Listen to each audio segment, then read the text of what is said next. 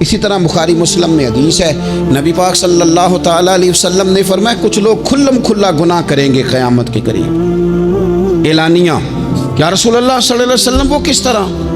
تو حضور فرماتے ہیں انہوں نے رات کو غلطی کی تھی، رب نے ان کی غلطی پر پردہ ڈال دیا، انہوں نے سویرے اٹھ کے خود لوگوں کو بتانا شروع کیا، اور دیکھا میں نے رات یہ کیا، معاذ اللہ۔ فرمایا جب انہوں نے اللہ کے پردے کو کھولا تو پھر رب نے بھی ان کا پردہ کھول دیا۔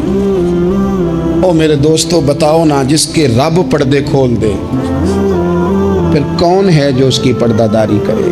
کون ہے جو پردہ پوشی کرے؟ حضور فرماتے ہیں اس نے کھلم کھلا گناہ، فخر سے بتاتے ہیں لوگ یہ کرتا۔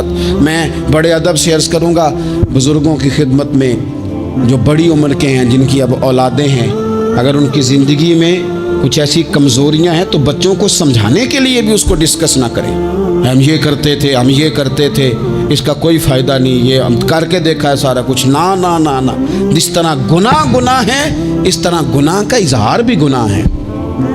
آپ ڈبل جرم کر رہے ہیں، آپ دلیر کر رہے ہیں سامنے والے کو کہ تو بھی کر، خیر ہے۔